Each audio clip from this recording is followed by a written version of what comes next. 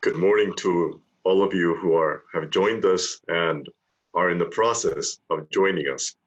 It is today is the day that the Lord has made, and in that regard, of course, it is a gift that we can gather together, a gift that we have the possibility of meeting and having conversation, even in these strange times, in these difficult times, on important matters.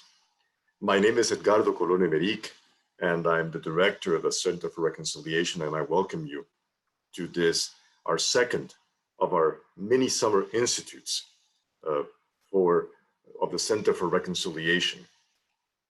Today, I'm very glad to be joined by all of you, and in particular by our plenary speakers for today, Dr. Sujin Pak and Dr. Nina Maceda.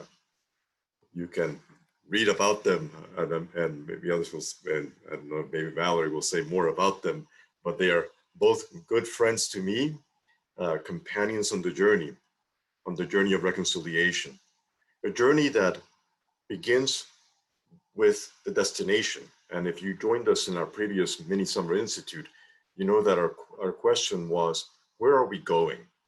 And that with that question, we receive a gift and open ourselves to receive the gift of God, the gift of new creation. But also now we turn. We began with the end. We began with the end in order to be reminded of our destination, but we now turn to where we find ourselves. And with a different set of questions, the question of where are we? What's going on? And how did we get here?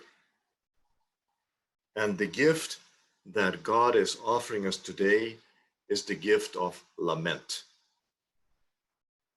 It's a scripture that well known to us, which says in Matthew 2, verse 18, a voice was heard in Ramah, wailing and loud lamentation.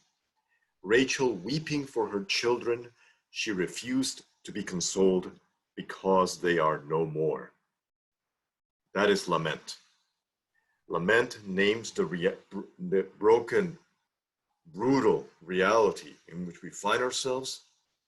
And then from this broken heart, out of the depths, a cry comes out, a cry to God, who is the one who hears the cry of his people in bondage, in suffering, in the depths, and also within the lament, the spine of hope that keeps lament upright and keeps it from devolving into despair. And so for the time that we'll have this morning will be a time to reflect on this strange gift and practice of lament in these strange and trying times where we find ourselves, so that we can enter into this discipline and lament, but not as those without hope. And for this journey, we'll have several stages, and different people will be leading in different parts of this journey. But it's a journey that must, of course, begin with prayer, coming before God and lifting up our hearts in whatever condition they find themselves in, whether those are broken hearts, heavy hearts, full and overflowing hearts, or simply a moment of hardness even, and dryness. And so, welcome to all of you. I very much look forward to our time together and to lamenting together and entering into this discipline and finding within lament God's gift and presence. So I turn it now to